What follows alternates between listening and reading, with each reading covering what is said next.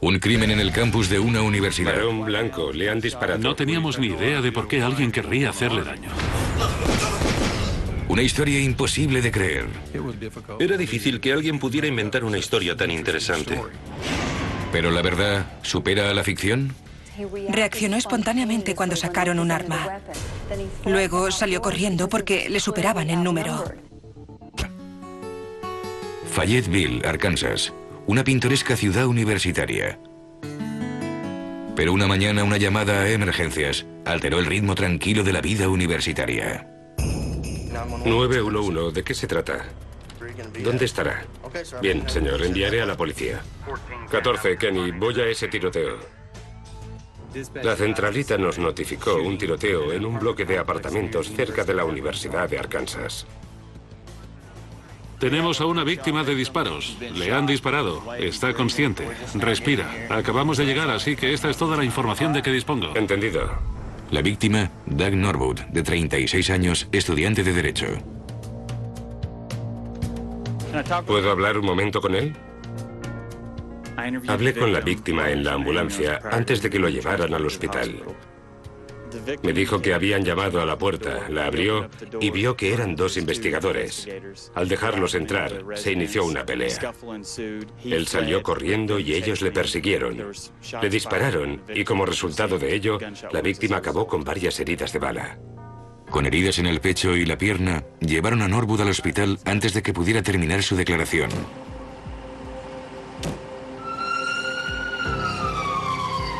El inspector Mike Mitchell se hizo cargo del caso. Han disparado a un varón blanco, una víctima, dos sospechosos. ¿Has acordonado la zona? Así es. Tengo agentes en la zona. Bien, vamos a subir.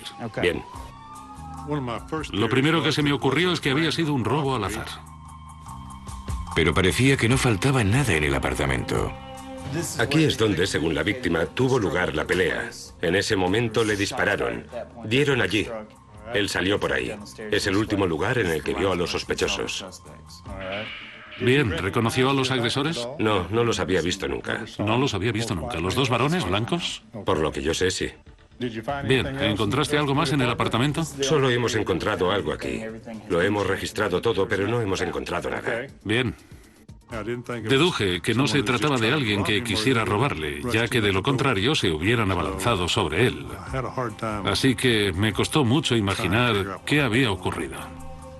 Los agentes empezaron a barajar otras posibilidades. Pensé que pudiera tratarse de una compra de droga que había salido mal. Habíamos tenido muchos problemas de drogas en esa zona y era plausible que alguien quisiera cobrar una deuda o comprar droga al señor Norwood. Pero esa pista no les llevó a ninguna parte. No encontramos droga en la casa ni en el señor Norwood. Hasta ahora, los investigadores no tenían gran cosa. Esperaban que los testigos pudieran aportar algo de luz a los misteriosos disparos. Hablamos con algunos de los vecinos que habían oído los disparos. Vieron al señor Norwood salir corriendo de su apartamento y al mismo tiempo oyeron disparos. Realmente no sabían qué había ocurrido. Y nadie había visto bien a los agresores. Sin testigos, sin pruebas, y nada que hiciera que Norwood fuera un claro objetivo. Por lo que averiguamos, era un estudiante normal. No se había metido en líos. Solo pretendía estudiar. ¿Por qué dos hombres querrían matarle sin razón aparente? Era algo que no entendíamos. Solo era una persona normal. ¿Qué había pasado? Dale Hinman, experta en perfiles criminales, había trabajado con los investigadores en algunos de sus casos más duros. Cuando estudió el caso Norwood, tuvo una corazonada. Cuando leí el informe del caso, empecé a preguntarme si había alguien de su pasado que le guardara rencor por algo. Y antes que nada quería explorar esa posibilidad. ¿Era Doug Norwood la víctima de un ataque al azar? ¿O tenía que rendir cuentas por algo de su pasado? Doug Norwood, de 36 años, estudiante de Derecho, había sobrevivido a un intento de asesinato, pero los sospechosos seguían en libertad. La agente Hinman esperaba que una visita al apartamento de Norwood le ayudara a comprender las razones del ataque. Consideré que era importante ir al lugar de los hechos. Quería ver dónde había tenido lugar el tiroteo y qué había alrededor de su apartamento. Y luego investigar el pasado de ese hombre para averiguar si era una víctima elegida y, en ese caso, quién le había elegido. Hola, sargento Mitchell, me alegra de verle. Lo mismo digo. Estos son los apartamentos en los que le dispararon al señor Norwood, en la segunda planta. He visto que está muy cerca del campus. ¿La mayoría de las personas que viven aquí estudian en la universidad? En efecto, la mayoría. Aquí hay muy pocas personas que trabajen. Si la mayoría de ellos asisten a la universidad, yo diría que esta es una zona de mucho movimiento. Gente caminando o en coche. Eso mismo pensamos nosotros. Y que eligieran esa hora del día cuando hay más movimiento de estudiantes es algo que nos desconcierta. Teniendo en cuenta que aquí hay un gran movimiento de gente durante todo el día, es un lugar poco apropiado para cometer un robo. Es cierto. Hinman estaba de acuerdo con el inspector Mitchell. El robo no era el motivo más probable. Este es el apartamento del señor Norwood. Aquí es donde tuvo lugar el incidente. ¿Qué dijo que había pasado esa mañana? Dijo que dos personas llamaron a la puerta. Se presentaron como investigadores que buscaban a otro alumno. El señor Norwood les dejó entrar. ¿Conocía al alumno que estaban investigando? No, no lo conocía. Les invitó a pasar. No forzaron la entrada ni empujaron al señor Norwood. Nos pareció extraño que no le atacaran hasta que se sentó.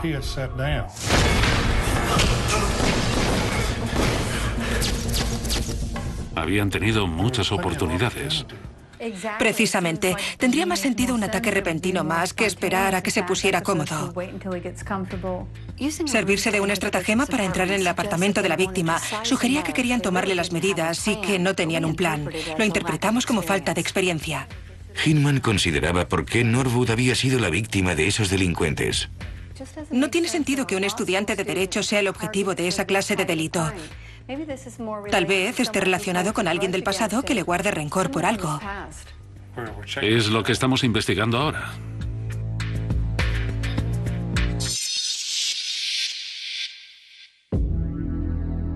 Pero entonces, cuando aún se recuperaba de la agresión, la víctima hizo una sorprendente acusación. Sargento Mitchell, ¿en qué puedo ayudarle?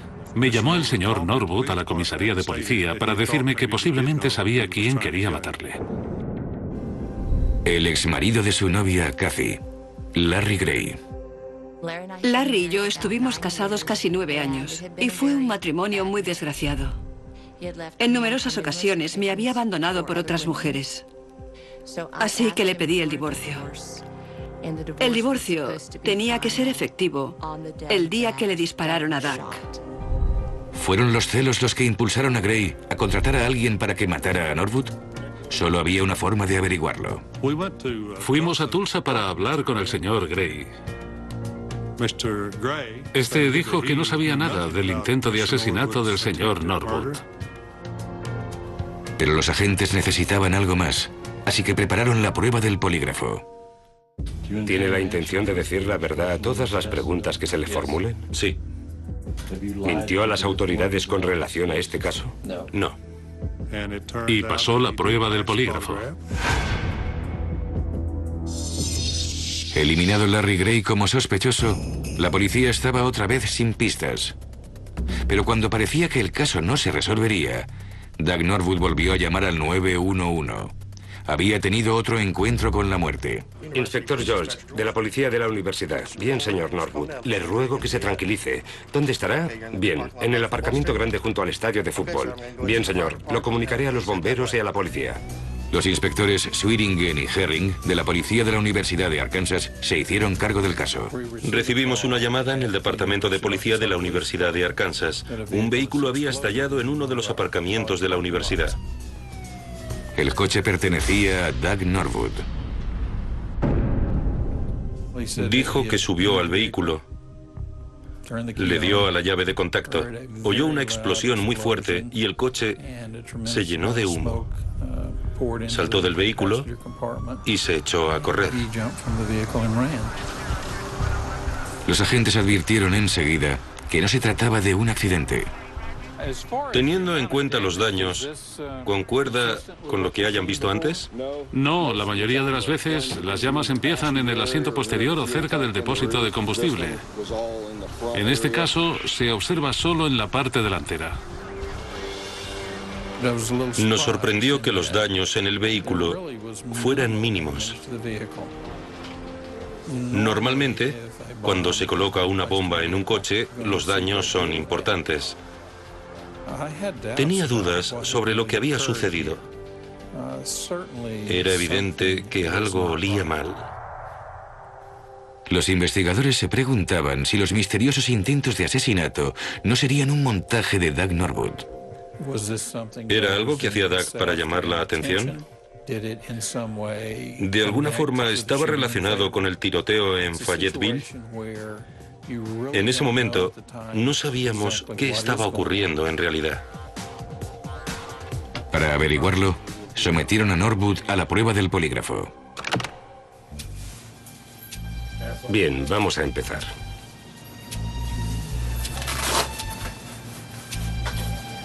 ¿Miente ocasionalmente para protegerse? No, ¿Sabe con seguridad quién intenta matarle? no. Los resultados confirmaron las más oscuras sospechas de los investigadores. El señor Norwood no superó la prueba del polígrafo. Ello nos llevó a creer que tal vez el señor Norwood supiera más de lo que nos decía. ¿Intentaba Doug Norwood implicar a los agentes en algún tipo de juego psicológico? Una bomba había estallado bajo el coche de Doug Norwood, pero tras fallar en la prueba del polígrafo, la policía se preguntaba si no la habría colocado él mismo. Todo lo que sabíamos era que Doug Norwood había sido la víctima por segunda vez. Nos mostrábamos algo escépticos porque ¿qué probabilidades hay de que eso le ocurra a alguien 2 veces seguidas? Hola, ¿cómo estás? Hola, me alegro de verte. La agente Hinman sabe que una visita al lugar de los hechos ayuda a determinar si todo es un montaje. Dale, ahí a la derecha es donde tuvo lugar la explosión. En esa hora del día, ¿cuántos peatones y coches suelen pasar por aquí? Este es el aparcamiento más grande de la universidad. La mayoría de los alumnos primero intentan aparcar aquí, así que a esa hora la cantidad de coches y de peatones sería enorme. Parece que el delincuente corrió grandes riesgos, porque en cualquier momento alguien podía haberle visto colocando la bomba en el coche del señor Norwood. Una de las cosas que debemos determinar es si Doug Norwood nos ha contado toda la verdad o si realmente hay alguien que intenta matarle. Los investigadores tenían razones para sospechar de Doug Norwood, pero el polígrafo es una herramienta de investigación. Aunque fallar la prueba del polígrafo no siempre significa que se sea culpable. Hinman llegó a la conclusión de que era muy poco probable que Doug Norwood planificara que le dispararan y colocara una bomba en su coche. Pero si no era Doug Norwood, ¿quién era? La metodología utilizada en este ataque es completamente distinta de la que se empleó en el primer ataque. Admito que es desconcertante. En base al número de ataques, Hinman creía que Doug Norwood era la víctima y seguía corriendo peligro. Era evidente que alguien estaba muy motivado para dañarle seriamente o matarle. Necesitábamos saber quién tendría ese móvil y por qué. Para desatascar el caso, la policía de la universidad volvió al principio. Mi siguiente paso fue verificar todos y cada uno de los detalles que él me había contado. Pero eso requería tiempo. Y Norwood temía que eso precisamente fuera lo que él no tenía. Estaba muerto de miedo. Temía que de alguna forma consiguieran hacerme un daño irreparable, que nunca terminaría la carrera de derecho. Sabía que tenía que protegerme. Convencido de que Larry Gray era el responsable de los ataques, Doug y Kathy investigaron por su cuenta. Empezaron centrándose en una extraña conversación que Kathy había mantenido con su exmarido unas semanas antes. Larry me dijo que había contratado a un detective privado de Florida para probar que Doug era un mal tipo. No le creí, pero le pregunté dónde lo había encontrado. Me dijo que en la sección de anuncios de una revista. Doug y Kathy empezaron a buscar al detective privado contratado por Larry Gray. Fuimos a la tienda y Doug compró varias revistas. Se sentó en el sofá para buscar los anuncios cuando se levantó de un salto. Había encontrado un anuncio que decía: mercenario a sueldo. Consideraré cualquier trabajo. Y dijo: no ha contratado a un detective privado.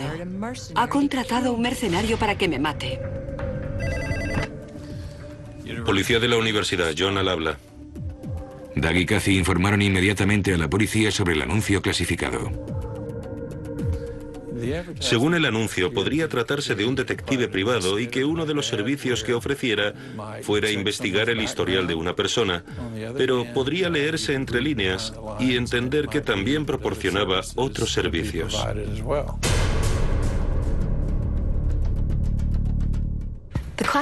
El anuncio clasificado aumentó las sospechas de los agentes de que Larry Gray fuera el cerebro de esos atentados. Si la persona contratada por Larry Gray era un asesino a sueldo, ¿los investigadores le encontrarían antes de que éste acabara con Doug Norwood? Doug Norwood estaba convencido de que el exmarido de su novia había contratado a alguien para que le matara. Ahora, los investigadores tenían que probarlo. Los investigadores siempre siguen todas las pistas que tienen, pero esa parecía muy prometedora, ya que estaba basada en el instinto de la propia víctima. Larry Gray era la única persona que, según Doug Norwood, podría querer matarle. Necesito que se investiguen los antecedentes. Cuando los agentes investigaron al detective privado de los anuncios clasificados, la teoría de Doug Norwood cobró vida. Las autoridades de Florida investigaron a petición nuestra a ese individuo. Y así supimos que Larry Gray se había puesto en contacto con ese hombre y le contrató para atacar a Doug. Mientras los investigadores preparaban el caso contra Larry Gray, recibieron otra llamada desesperada de Norwood. Doug nos llamó un día para decirnos que creía que le seguían. Nos describió el vehículo así como la matrícula del mismo. Universidad, iniciamos seguimiento de un Ford Taurus color canela. Vamos en dirección sur por Garland. Los agentes decidieron interceptar el coche. Llegamos justo a tiempo de ver el vehículo que Doug había descrito.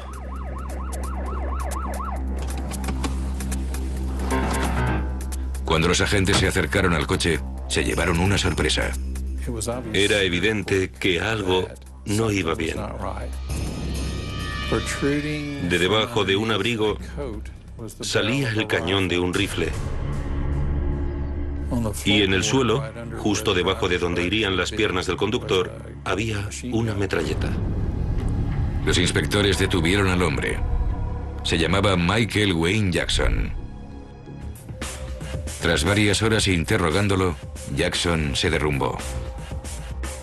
Durante el interrogatorio averiguamos que Larry Gray había contratado a Michael Jackson para que viniera a Fayetteville y matara a Doug Norwood. Pero no era el primer asesino a sueldo que Gray había contratado. Averiguamos que Michael Jackson sabía de varios individuos que habían venido a Fayetteville, Arkansas, que habían participado en el tiroteo contra Doug Norwood. Los celos por la relación de Kathy con Doug fue la razón de que Gray intentara matar a Norwood. Gray sabía que si Doug Norwood era asesinado, él sería sospechoso, así que tomó precauciones para parecer inocente. Más tarde, los investigadores averiguaron que Larry Gray lo había planeado de forma más concienzuda de la que cualquiera podía haber imaginado. Investigó y practicó durante semanas para superar la prueba del polígrafo. La declaración de Jackson llevó a la detención y condena de Larry Gray y 4 hombres más de su banda. Gray se declaró culpable de conspiración para asesinar. Doug Norwood terminó la carrera de Derecho y en la actualidad es socio de un bufete de abogados. Él y Kathy se casaron unos años después de los intentos de asesinato. Al recordarlo, soy consciente de lo improbable que era que no me hicieran daño o me mataran, porque lo intentaron en varias ocasiones. De haber sido asesinos profesionales como los que emplea la mafia, evidentemente ahora no estaría sentado con ustedes. Estoy convencido de que John Herring y Jim Schwieringen me salvaron la vida, porque si no hubieran detenido a Michael Wayne Jackson en ese día de enero, puede que al día siguiente hubiese conseguido matarme. Esta es una historia que hubiese podido tener un final muy diferente si los investigadores no hubieran estado tan capacitados y dedicados como fue su caso. Doug y Kathy Norwood no serían los abogados de éxito que son en la actualidad, y esos peligrosos criminales no estarían entre rejas, que es donde deben estar.